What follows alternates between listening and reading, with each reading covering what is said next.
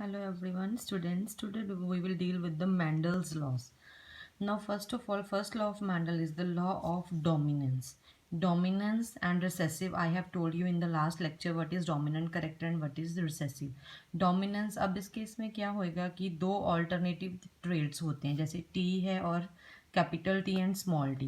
Capital T जो है वो डोमिनेंट है, स्मॉल टी जो है that is the recessive one. तो डोमिनेंट करेक्टर जो है वो हमेशा अपने आप को एक्सप्रेस करेगा and this is called as the law of dominance.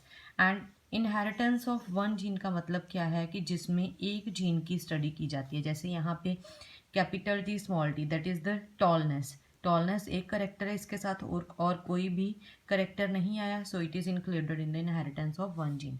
Second law of Mendel is the law of segregation. Law of segregation में अब क्या होएगा कि जब भी गैमीट्स बनते हैं तो ये वाले जो अलील्स हैं ये सेपरेट आउट हो जाते हैं. सेग्रीगेशन मतलब वो सेपरेशन उनकी हो जाती है. ठीक है.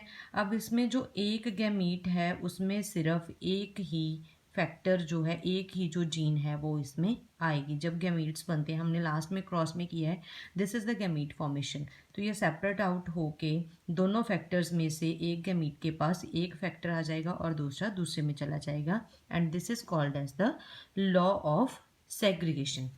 Third law is law of independent assortment.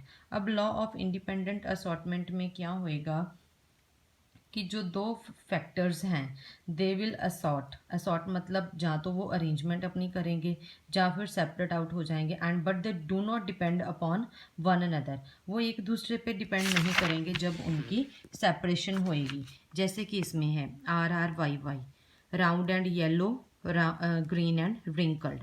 अब इसमें देखो ये वाला जो आर है ये इस वाले वाई के साथ भी आ सकता है, ये वाला जो आर है ये इस वाले वाई के साथ भी आ सकता है. ठीक है. अब जब इनकी क्रॉसिंग होएगी and then also it do not depend upon one another. Combination उनका जो है वो रैंडमली होएगा, वो एक दूसरे पे डिपेंड नहीं करता and this is called as the law of independent assortment.